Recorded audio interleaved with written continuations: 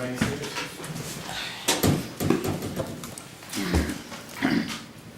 You ready, Ms. Ghetts? All right, we are back, and we'll do cross-examination now by Ms. Regularly of Ms. Ashford.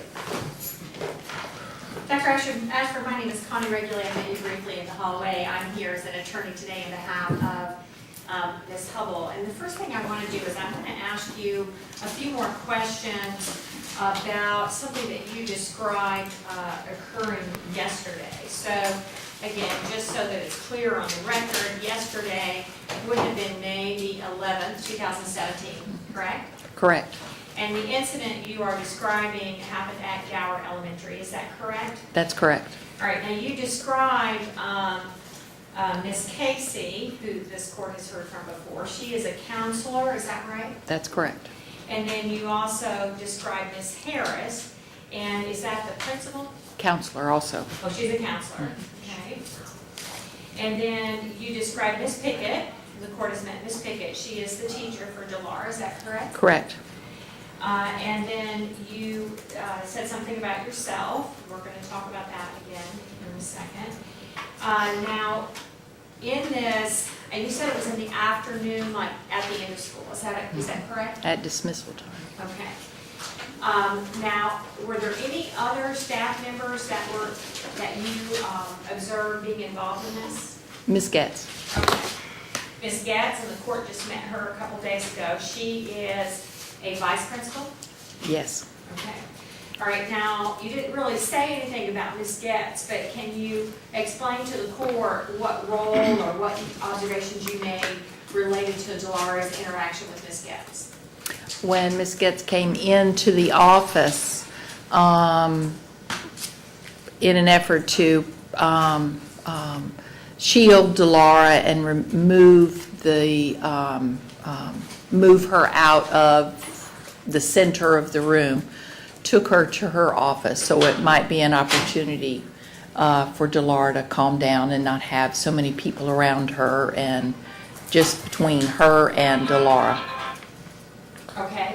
And what happened to Miss Ghetts? What happened between Miss Ghetts and Dilara? Oh, it was very much a struggle. Dilara was not willing to go and was so wrapped up in fighting off that she scratched and bruised Miss Ghetts trying to get away, trying to get not go to the office. Okay, and scratched her arms? Or where did she scratch Her forearms Okay. and her top of her hand. And did it draw blood? It did. And did she do anything else? Did she spit on her or anything? She did, She spit on Miss which she Ghetts? had never done before. 3 times she did. Okay. Now, did you have any conversations with Miss Ghetts about this morning before you came here today? I did. And why would you and Miss Ghetts have an occasion to be talking about it this morning? Because I asked what precipitated it. So we went to view the video because I wanted to see how it went down for myself. Because Dilara had said when her dad came to pick her up that the guidance counselor twisted her arm, and I wanted to make sure that that didn't happen. And if anything, nobody twisted her arm. Dilara did herself by pulling away and trying to get down and away from her. Okay, so you saw the video because you wanted to see how it started. Did you see, from the video, what's the first observations that you make of Miss Dilara's inappropriate conduct? What's the first thing you kind of noticed? Was her running around the tables being non-compliant. Okay, well, before that, though, she'd gone out in the hallway, right? She was in the hallway. The table was in the hallway. Okay. Running around that table, acting like she was running from adults. And And was just Miss Pickett out there? Miss Pickett was sitting there on the table, one of the tables, All right, and where were the other children? sitting in the hallway like they're supposed to be, waiting for their name to be called or their bus to be called. All right, so this was in the presence of quite a collection of children, is that correct? Absolutely, and staff members. Okay. And did you see any reaction from her as far as looking to see if the other children were looking at her or laughing No, at I her? didn't notice that. Okay, so she just kind of did it in her own world. Is that a good summation? I think so, And, but obviously in the presence of other children. yes. And were the other children seemingly behaving, compliant with what they were supposed to be doing? They were, So she was a standout. yeah, she was. And was the father called to pick her up? I don't know if they called Dad or if Dad routinely comes. I'm not sure of that. You'll have to ask Okay. Dad. Okay. Were you there when Dad got there to pick her up? I was. And then what did you observe between Dilara and her dad when you came to pick her up? First of all, where was she? Was she in Miss Ghetts' office by then?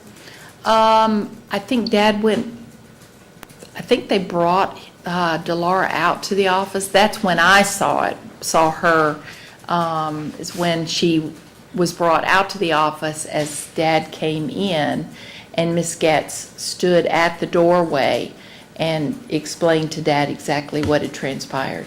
Okay, and what was Dilara doing? Sort of just standing there, not being aggressive, but I don't know how involved she was. She didn't seem to care much, Okay. but she may have. I mean, How did Dad react to what he was being told about what happened? I think he was discouraged that, that had happened, Okay. like any dad.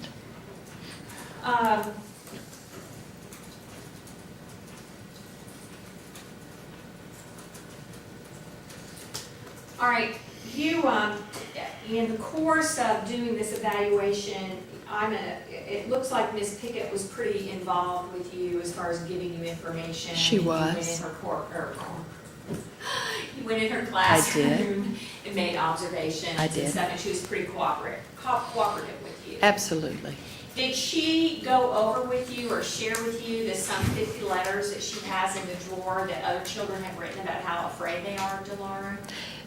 She, in one discussion, I didn't see all of the letters, but I do know a couple of the children that are in the classroom. One of them is actually the child of our secretary in the front office. And I do know from those accounts, do have information with regard to what the other children think or feel Okay. with regard to Dilara. And based upon that investigation in your work, do you have an opinion as to whether or not there are some fear of the other children? Oh, I truly believe there is. I think it's the lack of predictability that, children typically fear if someone's behavior is not predictable.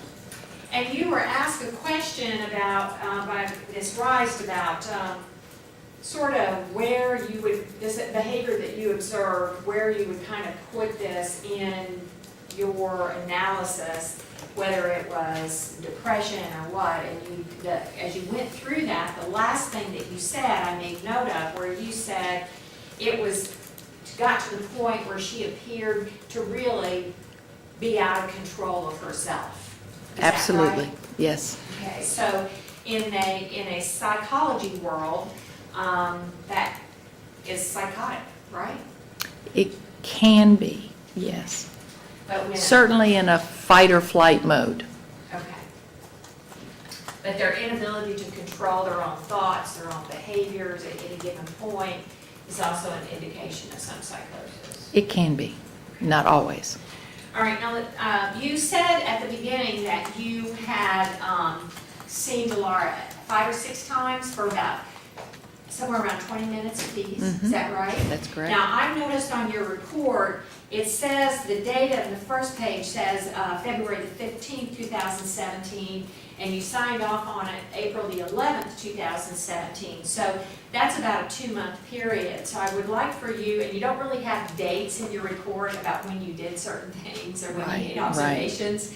So I would like for you to explain to me, like, let's first of all just talk about your meetings with her to conduct the testing. Sure. Those 5 or 6 meetings were over what period of time, perhaps? Over a couple months. Okay. Over a couple of months, picking and choosing the best time. The date of the psychological is, we generally use the date that we administer the cognitive assessment. Okay. So that's the date we use. But it took you, now when you say pick the best times, again, did you communicate with Ms. Pickett about that? I do. Okay. I do. All right. And there was a date I went to check and see how she was doing, and it was a day she was suspended. There were other days where I went to see how she was doing, and it was not a good day. There were, obviously I have a multitude of meetings, so I work with children in between those meetings. So the schedule gets pretty hairy sometimes. Okay. And then also the same way when I was going through your report and I was looking at particularly pages 2 and 3 where you talked about observations, indirect and direct observations. Mm-hmm. You also didn't really identify like I went to class this day or something. No, So, I didn't. do you know how many days you actually made direct observations? The date in the cafeteria, I mean, when I went to talk to the PE teacher, Dilara was in there. When I talked to the computer teacher, Dilara was in there. I didn't necessarily make an account of that. I just wanted to draw conclusions based upon the behavior that I saw in a variety of environments. Right. Okay, so again, give me over a time period. Is that over 2 months as well? Yeah, Okay. it was. All right, and so those are, is there any significance, and I'm not trying to make something out of nothing, but is there any significance about when you would go and make those observations in relationship to the testing you were doing? No, because we're trying to get information with regard to what it looks like most of the time. Mm-hmm. Sometimes if you funnel it all into a week, and that happens to be a bad week, you may have misrepresented information. Sure, or if she's on the front end of an illness, you might have misrepresented information. So it's generally in students' best interest to spread it out over that time. Okay, and that's what you did, I did. right? So you feel like based upon the opportunity that you had and the child that you had to work with and your experience in doing these, you got good information. You're comfortable with that? I got the best I could get based within the limitations of Dilara's cooperation and motivation. Right. Now that is, though, all the observations and the behavioral things, indirect and direct observations, would you agree with me that those are generally, though, all school setting observations, right? Yes, Okay. they are. So you didn't go to father's home and make an observation? No.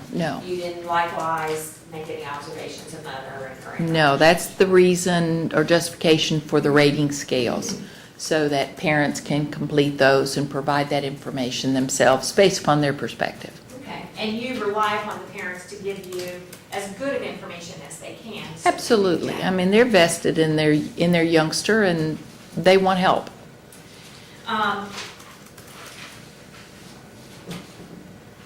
You got on this report that you did interviews, you have Ms. Pickett, Ms. Ghetts, Ms. Fraser, Ms. Harris, Ms. Scobie, Robertson, Freddie, Mr. Adair, Ms. Hubble, and Dilara. So was that all, did you cover all her teachers? Did you get a chance to meet all her teachers?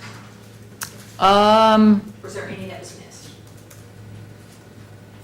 I think I got all of them, but there may have been somebody I missed. Okay, But those are the ones that I talked to directly. all right.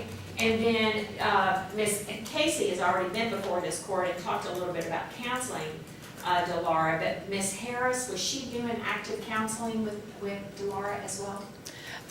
I think that she's been involved frequently as well. Okay. I think they tag team and they work together. If Ms. Casey is with a classroom, then they call Ms. Harris. So Dilara knows both of them and knows that both of them will keep her safe, but will hold her accountable and remove her to a safe place. Did you do the interviews before you did any of the observations or conducted any testing? They all happened Okay. around a variety of times, Okay, so in no particular order. all right. So there's no, and you don't really, so, and I guess the question I'm getting to is whether or not you conduct the interviews in advance so that you get any preliminary information going into it, or is that necessary? Not necessarily, Okay. right. The first thing I did, absolutely, in terms of the assessment, was to do the cognitive assessment with Dilara on that day, asking if somebody was up for some challenges. Okay.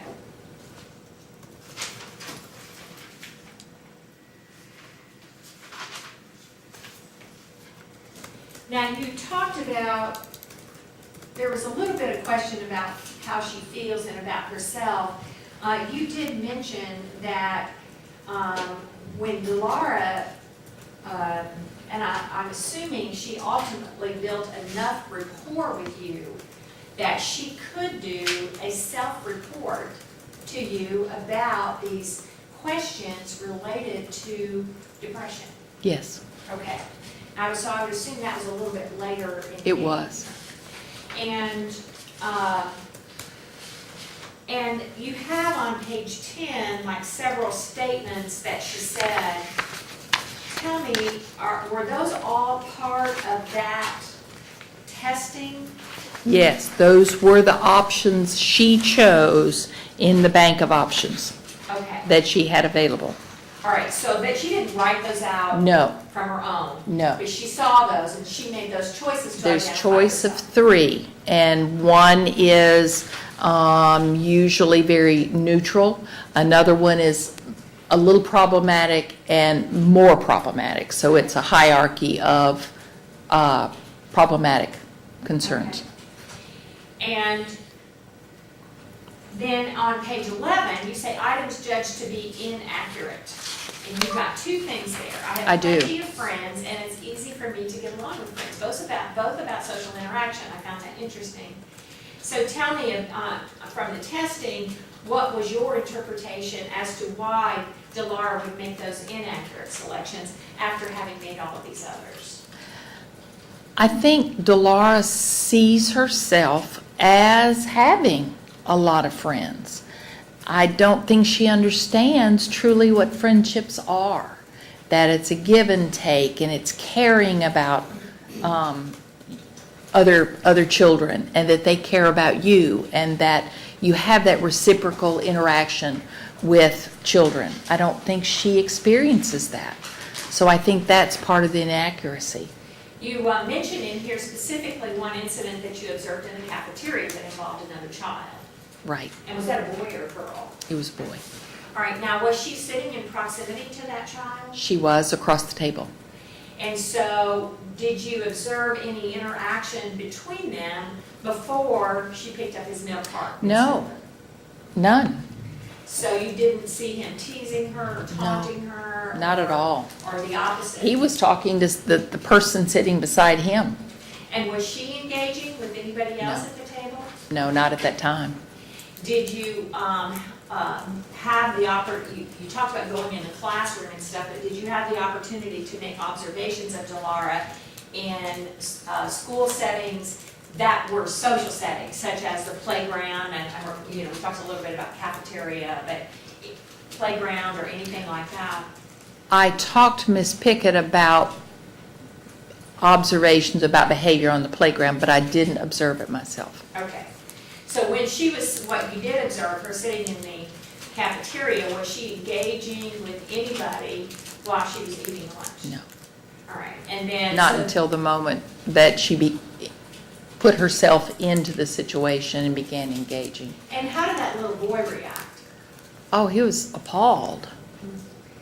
Did he appear, did he do anything in response to her, or? He immediately raised his hand. That's what the children are instructed to do when they need the support of the cafeteria helper. Okay, so did They an raise adult- their hand so that an adult will come over and help them.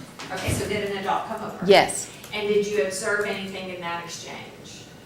He said she poured the milk. Yeah, we don't need to talk about what they said, but Okay. did you make any observations of Dilara after the adult comes over and is trying to remedy the situation? Do you see any reactions? Oh, yeah, she was, I didn't, you were talking about me, it's not my fault.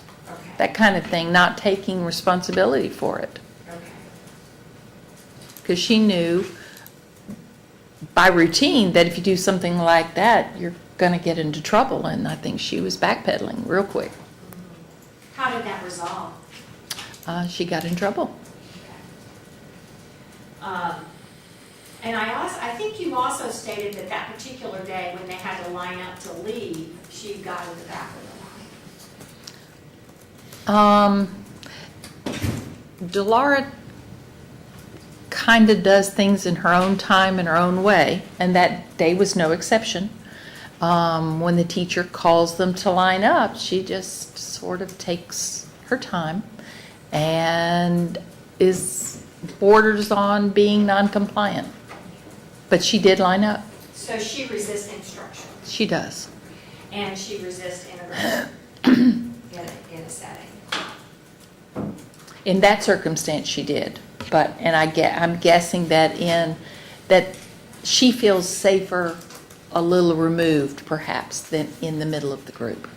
And Ms. Pickett made observations of her that she told this court about, that if they have, for instance, a activity in the classroom which involves a small group of 3 or 4 kids trying to work together on something, that she does not work well in that environment. Is that consistent with the testing and stuff that you've done? Yes, it is.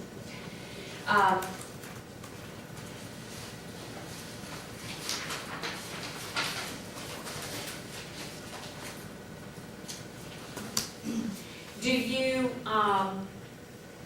you talked a little bit about self-esteem, you talked a little bit about her feelings of not being in control. Does that include perhaps a feeling of helplessness? Oh, sure.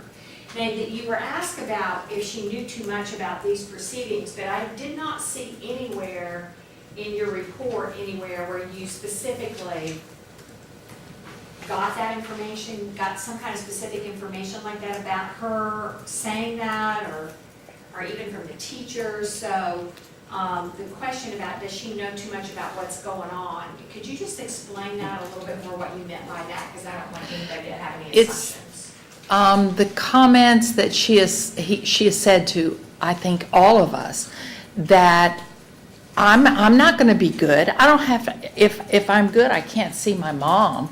My dad's not going to let me see my mom. And that's her take on it. And I don't know how much she knows about the proceedings, but I'm guessing with her intelligence that she picks up more than we think perhaps she does. And since she's so vested in the outcome of being able to see her mom, spend time with both her parents, that she's listening and watching for any opportunity to learn something about that. And you actually, and I can't find it right now, but when I read your report, one of the first things I noticed was a statement that you had put in this report of her saying that even if she's good, she doesn't get to see her mom. Do you recall that? I do.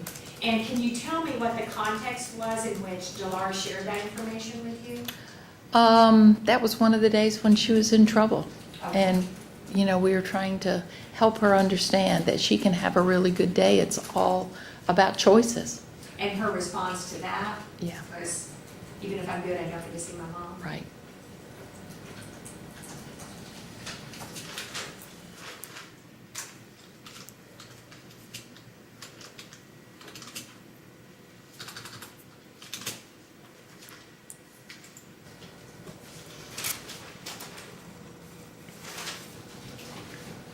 To your knowledge, is this the first psychoeducational or school psychological report Dilara has had in her academic career?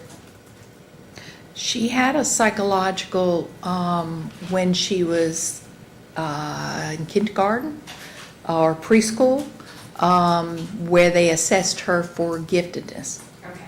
But they didn't do these other scales, like No. social adaptability and depression, right? Right, correct. Okay. She Right, was, ask the question. okay. All right, Ms. Mack? Just one second.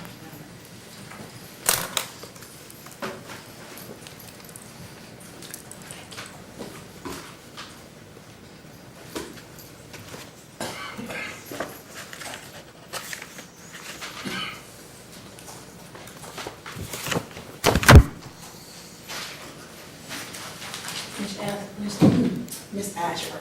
Yes, ma'am. Going in right into where Miss Regulate left off from, the prior assessment that was done of Dilara, there weren't any behavioral concerns at that time, correct? Well, if there, frequently when we get a referral for gifted, it's just straightforward for gifted, and that's all and that's usually at the request of a parent. So that wouldn't have been something that would be addressed if the request was for a gifted evaluation. All right, and when you stated that that was in kindergarten? I have to look back and see when that was. I have the scores here. It was I think it was in 2014. I guess it was, yeah, during kindergarten year. Okay. At Cole. Yeah, at Cole Elementary. Yes, ma'am. And wow, just based upon how that normally happens in regards to a diagnosis or getting into an ED IEP plan, that isn't it true that it has to start the process of testing and evaluation? You have to have that data, correct? Absolutely. And so when you're assessing Dilara, you don't have any of that data or a reason to at the time that you assess for gifted, correct? Oh, right, exactly. Okay. All right. And so what you testified to earlier was the only reason that you assessed her for gifted because a parent presented that. Typically, and when I look at the areas that were assessed, there are 3 subtests that are listed under the Woodcock-Johnson. We only do those 3 subtests for preschoolers, so the assessment technically had to have happened before she started kindergarten. Right. She had to have been a preschooler during that time. Right. And so with that and understanding and helping us have a clearer understanding of the testing and assessments that you've done of Dilara over this time frame, you now have one where you've determined that Dilara is emotionally disturbed. Yes, ma'am. You understand why we're here today? I do. I assume I do. Sounds like Dilara is the one that's on trial though, really, doesn't it? Yeah. Dilara, gifted kid, educationally, but socially, emotionally. But she's no longer, wouldn't be classified as gifted any longer. Right, I'm saying this is where she was. And now, she's classified, she went from a gifted kid to an ED kid. Status changed, right? Well, a student can still be gifted and emotionally disturbed. Right. Let's talk about those kids Okay. that can still be gifted and emotionally disturbed at the same time. Okay. We've heard some questions, I say doctor, but she, in essence, has a Juris Doctorate. She does. Miss Ghetts talked about Gower being kind of 25% percentile, 25% of special ed students in that population there. Yes. Above, far and above what's normal at the 10%, correct? And so with that, you guys have a lot more tools in your setting there to address the needs for special ed children. And a lot more expertise. And a lot more expertise. Now, originally Dilara, I didn't have, she just now got this status of emotionally disturbed in April of 2017. Yes. Now, the IEP that is developed, just based upon your information, I don't know if you've read it, but it's not a fix-all for everything, is it? It's a work in progress. It's a work in progress. So, It's a binding contract that can be amended as long as the parents give permission for it to be amended. okay, as long as the parents give permission for it to be amended. Yes. So you not only have to have the responsibility from the school you have that, they have responsibilities, correct? Absolutely. The parents have responsibilities, correct? Absolutely. And the child. Absolutely. And so when we look at those expectations of the parents, what does a child that is gifted but now has this status of emotionally disturbed, what kind of setting is her needs best met in with the parents? In the best world, it would require all parties working together, all three parties, parents, school, and Dilara. Okay. The more the parties work together, the faster and more permanent the improvement can be. Now, faster, more permanent, if working together. Correct. What about if they believe in it?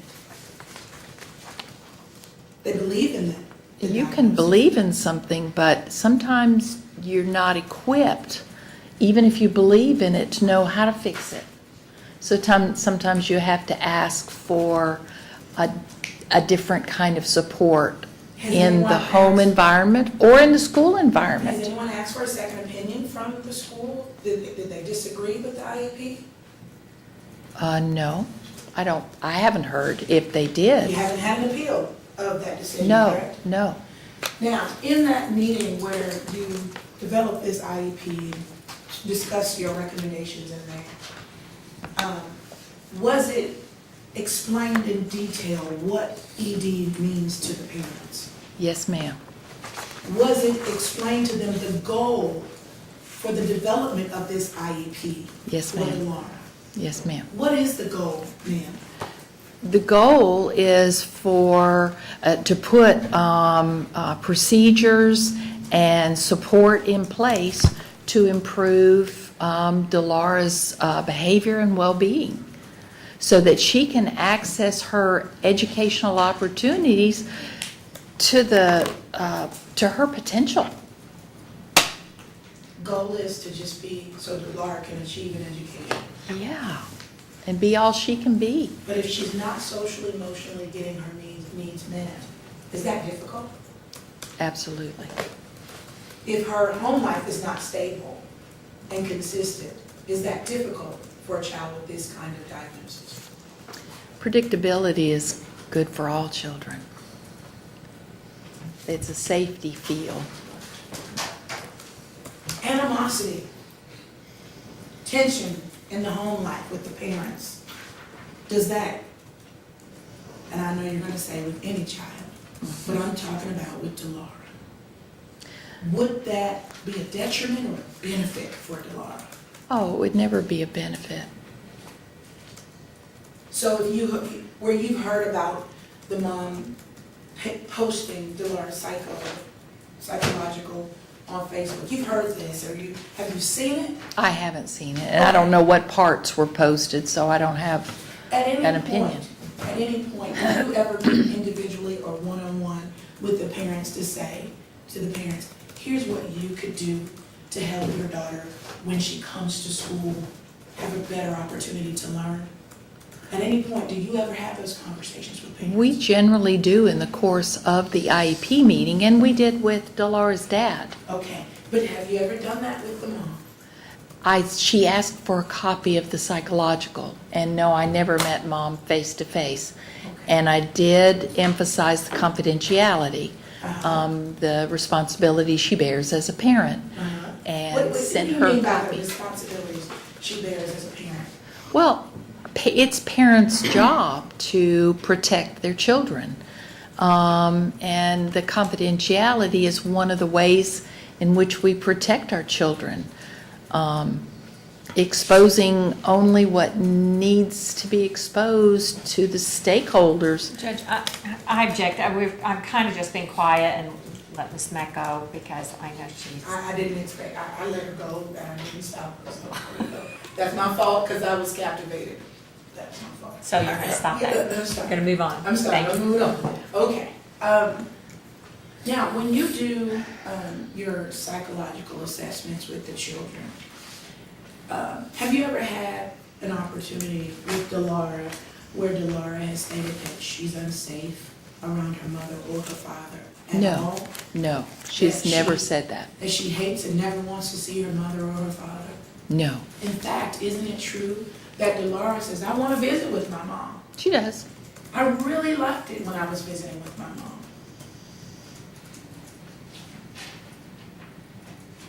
But you testified earlier about Dilara and some communications that Dilara seems to have an appetite to listen to when she wants to try to find information about something in regards to the case. When you testify In regards to her life. in regards to her life, how do you come to believe that Dilara seems to be hearkening her ear to hear things like that? I mean, when she's been in trouble in the office, she's attending to what's going on and who Miss Ghetts is calling, and I mean, she's vested. Has there ever been a time where Dilara, you talked about where Dilara was saying about if something would happen that she might not get to see her dad might not let her get to see her mother. What did you mean by that? When we were talking to her, asking her to make a better choice, and talking about the good things that would happen at school if she made a better choice, her comment was, well, even if I'm good, I still don't get to see my mom.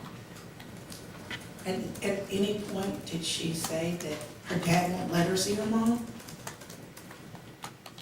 I don't recall whether she used dad in that context or not. Okay.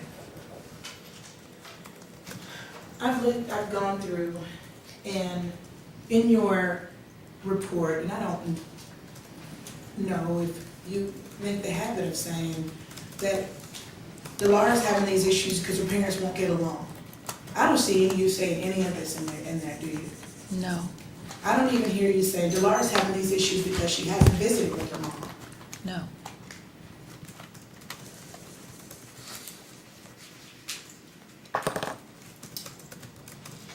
I also don't hear you saying in your report that Dilara's having these issues because her dad has been mean to her mom. Correct. So what I do see is that you specify that a child, my client, has said, I have thoughts of killing myself, But I won't do it. but I won't do it. Yeah. Does anybody go in and expound with her on those responses at any point at school? That was my responsibility, and we did expound on that, and that's as far as she was willing to go. When you have that kind of statement or response, you don't reach out to the parents and say, hey, I have a concern with your daughter's mental stability. I understand you do the report, but do you reach out and say, look, this is a big deal here. You need to... We did talk about it in the IEP meeting, these responses. To both mom and dad, or just No, dad? to dad. Okay. You testified earlier that you would recommend that she continue with Dr. Berryman. Certainly. I also would suggest, we're not given manuals. Some children are more difficult to raise at different times of their life. And, as parents, we're often overwhelmed. Sometimes we can't be as objective as we need to be. And that's why we involve a behavior specialist that sometimes comes into the school and sits in the classroom, because it's hard for teachers to separate that out. But somebody that's trained, it's part of what they do, and they take data and they determine the best way of implementing these behavior changes, and they often result in positive outcomes. Now, I think that dad could benefit from perhaps that opportunity in his home environment or in mom's home environment. so that we all work together to help facilitate this growth and this improvement for her, so she doesn't feel these awful things. So I noticed that you, because of your recommendations here, there's a plan that's been put in place at school. Yes, ma'am. And you're recommending that she continue with therapy and the parents get some understanding. Did you, at any point in that IEP, make a recommendation for the parents so they can kind of really grasp this? Because this is new. This is a new thing for them, right? I didn't mention the behavior therapist, but I did mention to Dad perhaps talking with Dr. Berryman. I knew that based upon her conversation during the S-team when we talked about the evaluation, that they had considered medication, and of course it's a last resort. But this young lady needs some kind of relief, and sometimes by taking the edge off with medication, they can feel more positive and be able to see the differences their choices are making. But that's totally up to parents to make that decision. That's not my jurisdiction. That's a medical between them and their doctor. Can you tell the court today that with Dilara, we have a plan in place, and yesterday she is now scratched and drew blood. Can a setting like Gower continue to be a best placement for her? It can, because we were seeing improvement. This is not unusual for students to be looking like they're making gains, Okay. and then blow it out of the water again. Okay.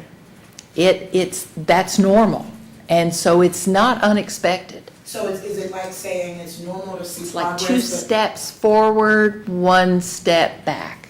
So that's expected. So that's not to say that she won't continue to move forward with this plan. So if she doesn't get medication, not behavioral therapy, doesn't remain with Dr. Berryman, parents don't remain united, at some point, if we're not all working together, Or if the plan at school, we can't control the outside influences and opportunities. We can only But does it- control the educational setting. but does the outside influences affect the educational setting? Absolutely. So if these parents don't get it together and work together for Dilara, the risk is, what's the alternative placements for Dilara? A kid like Dilara that's manifesting these behaviors. In metro schools, we have other programs that are outside the typical school setting, where they're self-contained programs. They're a much more restrictive environment, and by law, we're supposed to consider the least restrictive first. What do you mean when you say least restrictive? Because we've got to be clear for the court. Okay. The least restrictive environment is what the student needs to make changes. The least restrictive for one student may be different than the least restrictive for another student.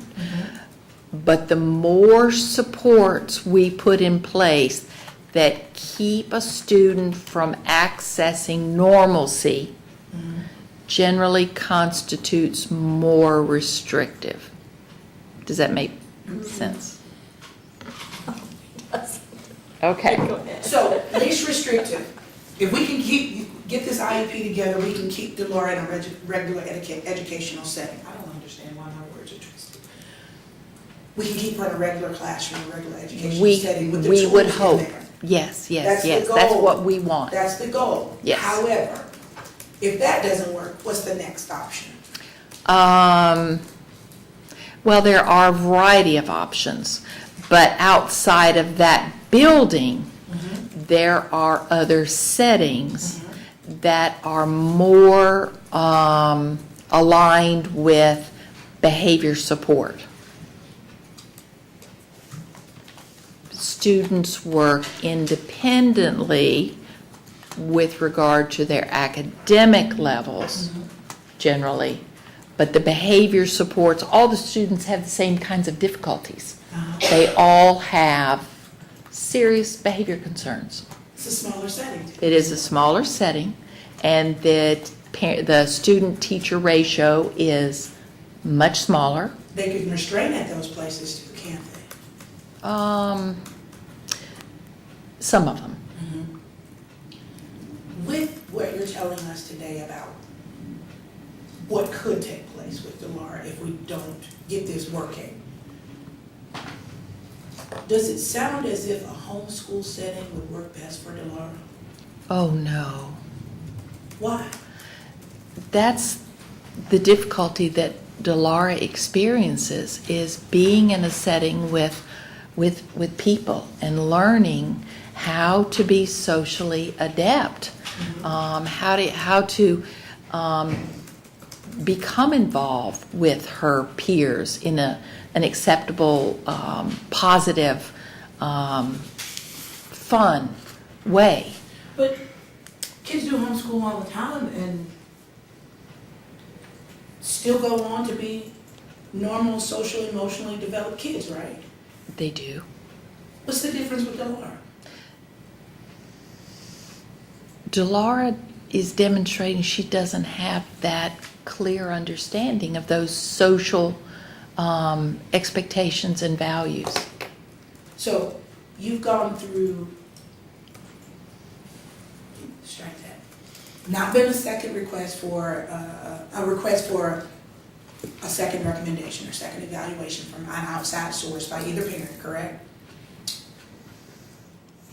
And it seems that this plan is working based upon your knowledge, information, and belief. I do. And it sounds like this is normal for Dilara to kind of have what we would call in the course sometimes like a relapse Absolutely. from progress. But if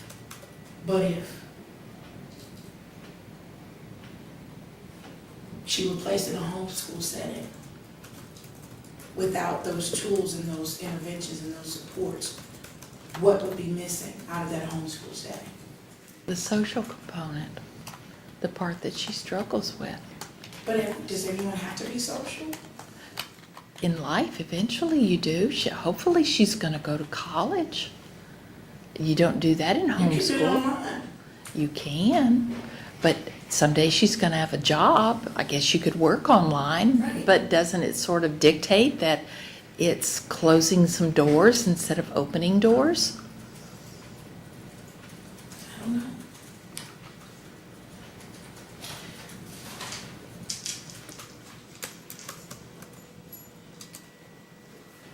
So it's your testimony that you did talk to the father about the severity and the importance of being united and helping Dilara going forward. Oh, absolutely. Do you believe that Mr. Kadir understood I do. the significance I of do. the services needed for his daughter? I do. Have you ever had the privilege of talking with the mother over the phone or via email? Via email, she has Okay. sent me some emails. Do you believe she understands the severity of the needs for Dilara educationally at this point? Judge, I'm going to object to her mind reading what's in the client. There you go. Thank you.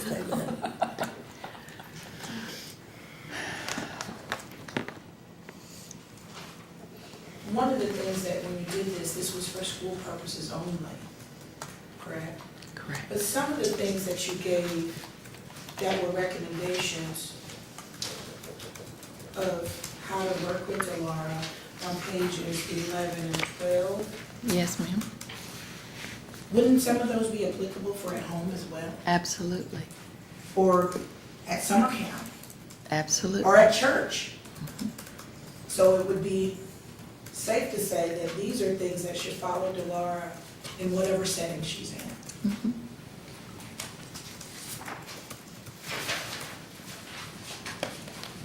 Now, we talked about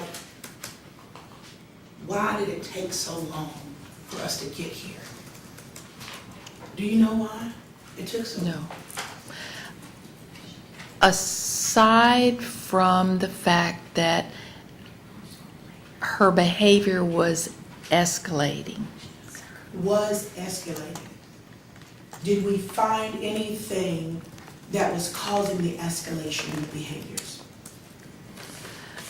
I don't think we clearly identified what the causal factors were. Okay. I think there were probably multiple factors, but Was there a pattern with her behaviors? as unpredictable as Dilara's behavior typically is, there were some patterns, absolutely. Okay, what were some of those patterns? Well, the patterns were when she was asked to do a non-preferred task, something that she didn't have confidence in. Okay. Math, Okay, for one. okay. She was less agreeable, less motivated, less willing to perform. So basically, when Dilara didn't want to do something, she acted up. Is that what it sounds like? Yeah. When she didn't get her way, she acted out. Mhm. But isn't that the typical kid? Or even the typical adult on some days? It can be, but Dilara took it further than that, and that What did she do? her acting out became a danger to herself and others, and I think that was the fear that she would hurt herself or someone else. Is she really aggressive? I mean, is it just like a slap on the hand? Or Oh. is she accidentally scratching because her nails are long? No, she was extremely aggressive. So in all actuality, you really had come to know Dilara even before you started assessing her, didn't you? Some, yeah. In your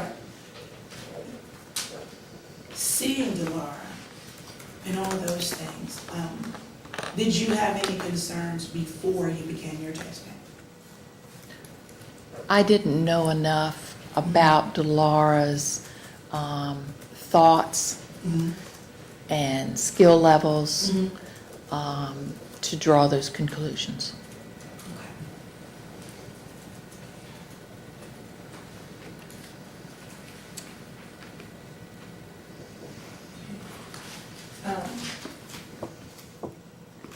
And another, I think we said that there's a pattern when she doesn't want to do things. Are there any triggers on the violent tendencies from her? She doesn't like to be touched. Okay. Okay. So doesn't like to be touched and doesn't like to be told no, Or told what to do. or told what to do. Okay.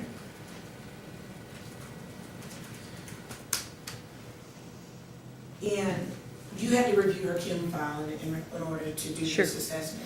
Sure. And in reviewing, to your recollection, reviewing her CUME file, you believe that it's more recently that the behaviors became escalated in the 2016-2017 school year? That they really began to escalate to a place where something, where she needed more support than the regular ed programming could provide. Now, this is where it is key to me. Is it normal that a kid that gets a diagnosis, or what's the terminology that I should be using? A diagnosis or Meets criteria for meets handicap. criteria for Handicap. emotionally disturbed. Is it normal to not really catch it until right about this area? Absolutely. Okay, so it's not as if someone has done something neglectful or failed to do something in regards Absolutely. to Right, helping her in the school setting. right. Because she's been at Gower since August of 2015, Right. correct?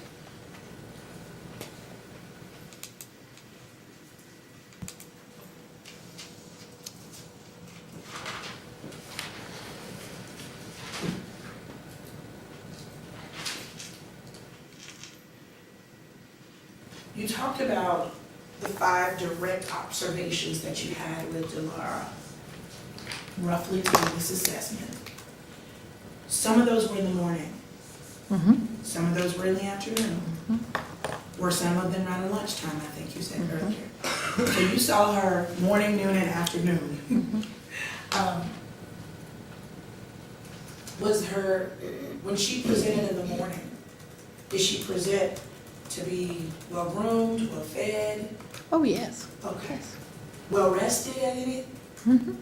Because what she says over here, on one of her responses were that she wasn't sleeping well at night, or, I don't want to state it incorrectly.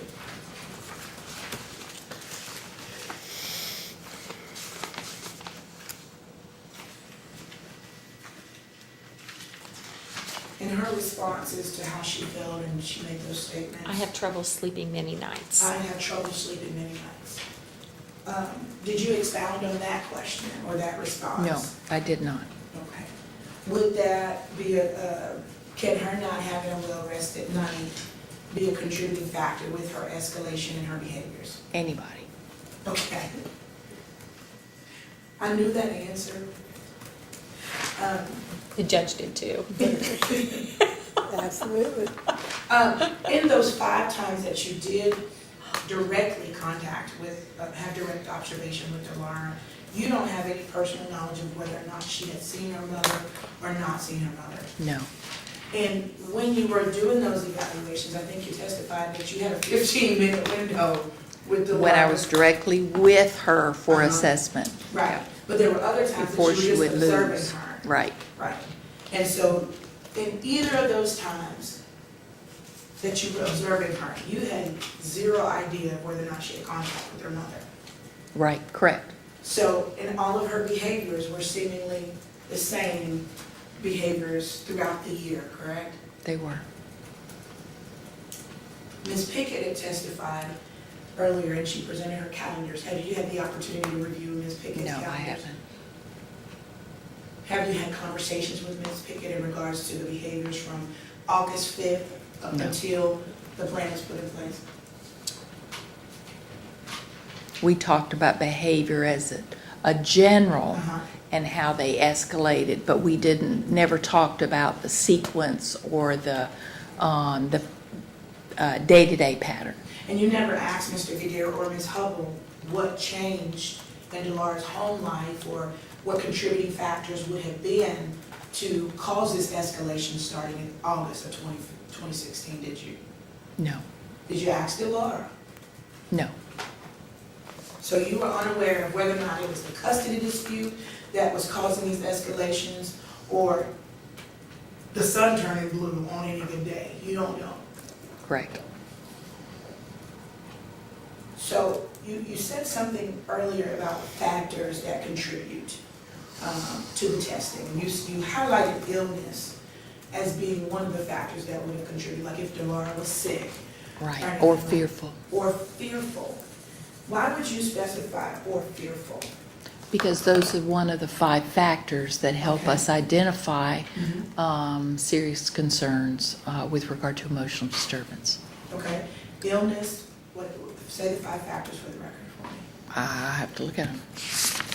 and that's fine. Building and sustaining relationships, inability to learn, inappropriate behavior, unhappiness or depression, and physical symptoms or fears. Physical symptoms or fears. And to you directly, did Dilara communicate any fears with her dad? No, Any fears with her mom? no, other than being afraid she wouldn't see her mom. We talked about the 5 factors that are the contributing factors there. Can you tell the court about the factors that would contribute outside of, you said behavioral therapy, individual counseling for the child, and unity with the parents? Is there any additional factor that would contribute to the success of this plan for Dilara?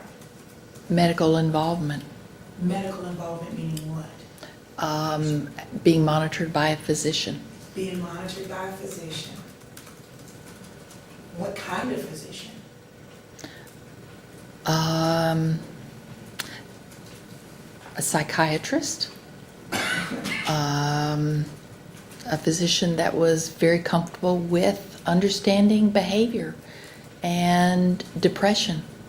Okay.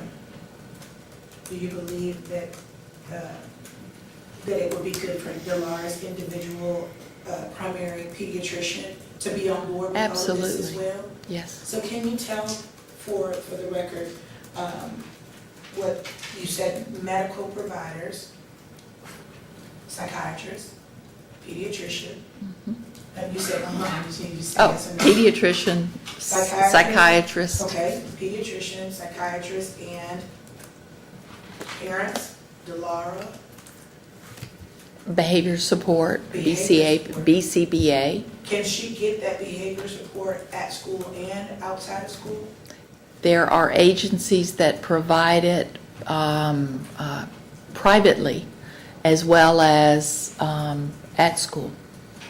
Is this need for a BCBA, would that be a long-term thing for Dilara? I wouldn't think so. What would be the goal, to your understanding, of what a BCBA would help Dilara with?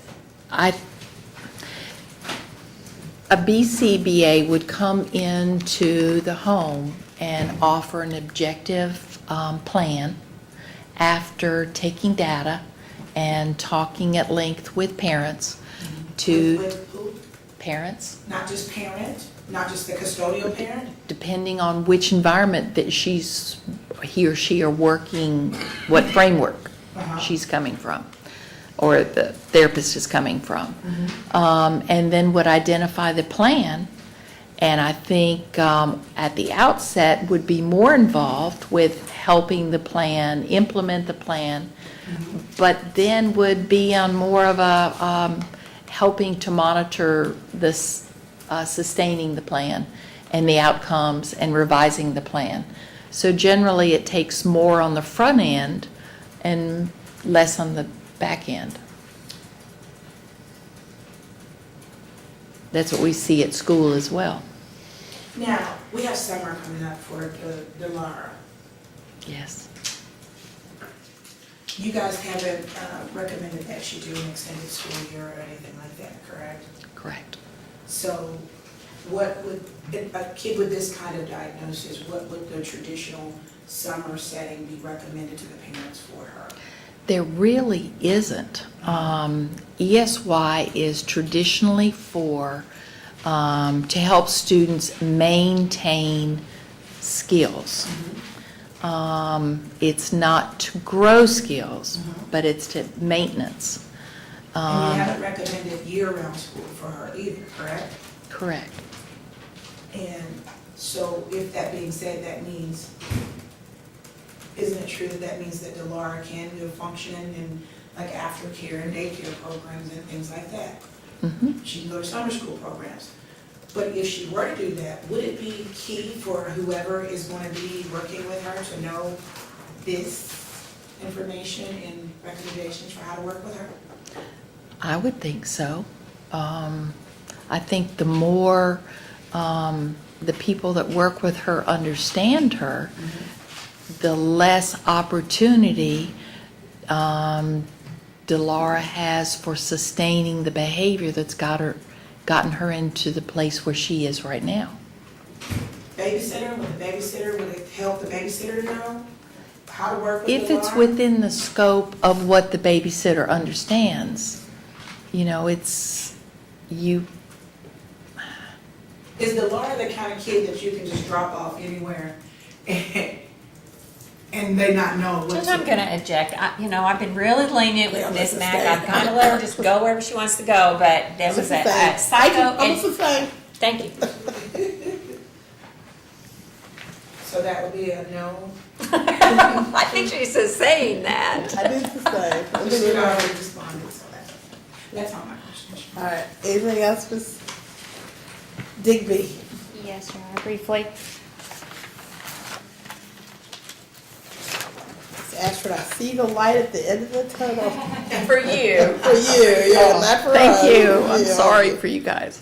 Ms. Ashford, you spoke about the IEP as though it's a contract between the school and the parents. It Is is. that correct? Yes, ma'am. What are the parents' responsibilities for to make sure that they safeguard their child's rights and that it's fully implemented, and that it's in their child's best interest. And is there anything that the school expects the parents to do in return for what the school is doing?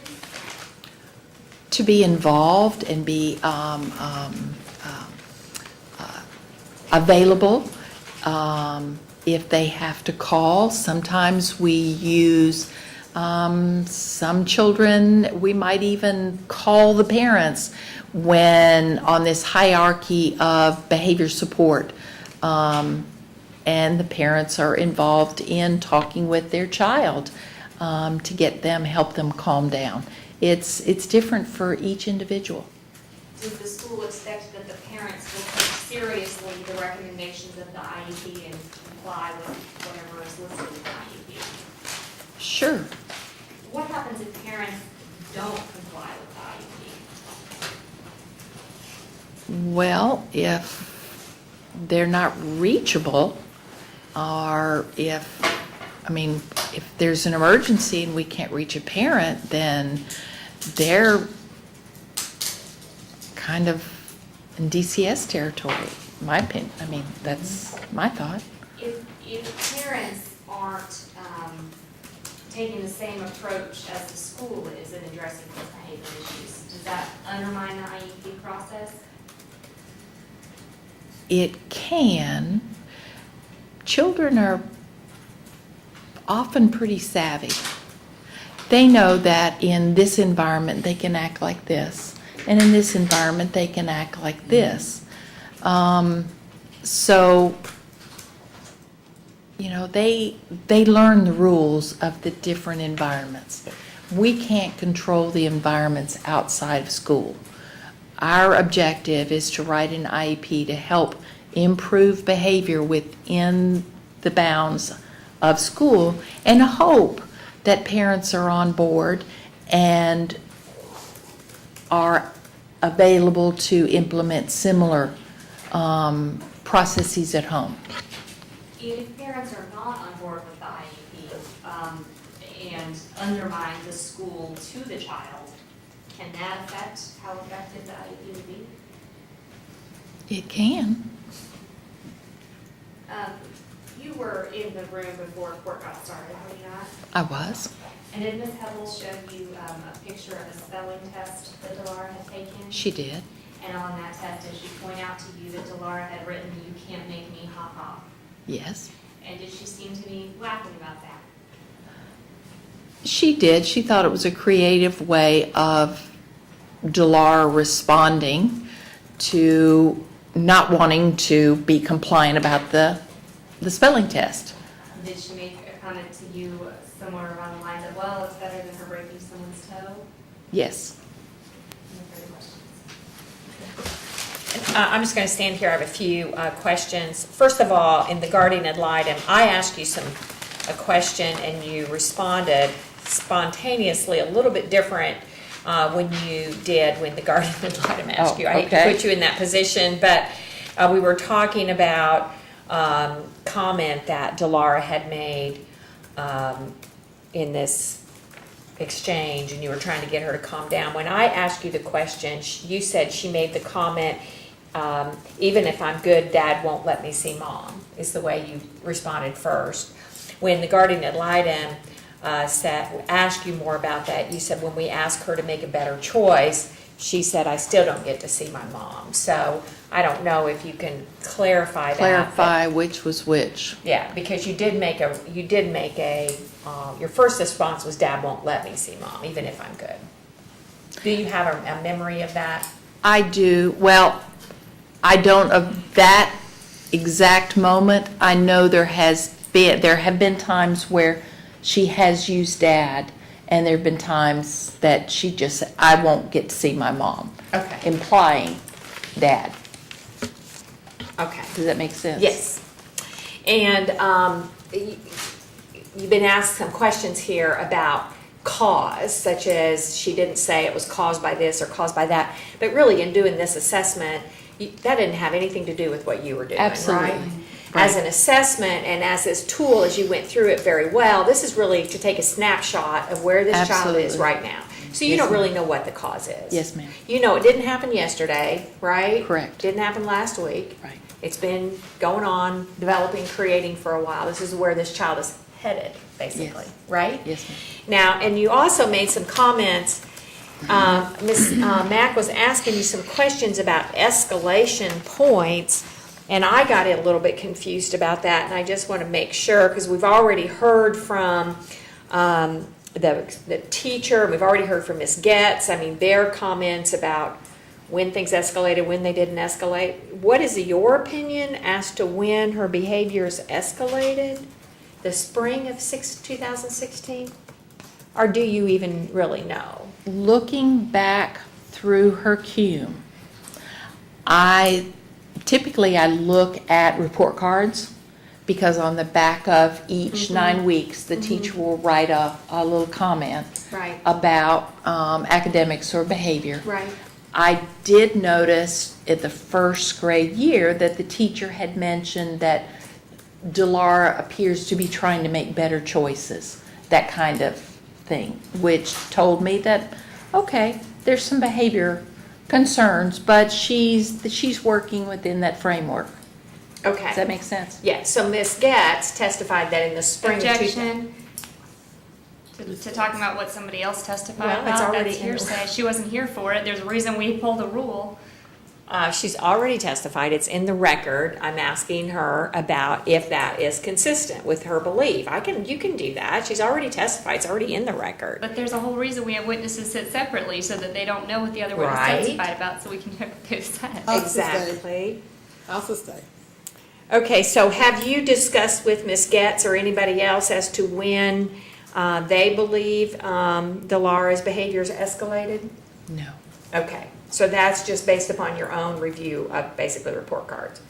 All right, so you didn't Right. have as much hands-on time with her at the beginning of, or the end of the first grade year is probably a better way to say No. that. Did you know that she had changed teachers in the middle of the first grade year? Yes, it was on the report card. Okay, so who would have, during that second semester of her first grade, who would have had more contact with Dilara, you or Ms. Ghetts? Miss Ghetts. Okay. Yeah. Do you believe that Dilara has an attachment disorder? Or that should be ruled out?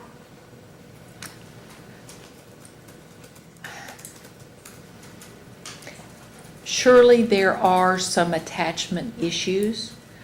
I'm not sure of the gravity of those issues in making that diagnosis. As an educational psychologist, do you think that's something that should be ruled out and further investigated? Sure. Okay, nothing further. Ms. Mack, anything else? Ms. Mack? Anything else? Oh, no, I'm sorry. All right. Woo! Ms. Ashford, 2 days in a row. We are done. Thank you so much for your time. Here you go, babe. Thank you.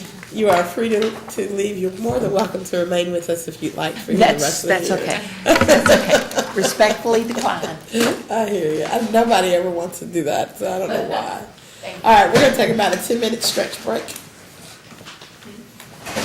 Seated, folks, in recess for 10 minutes.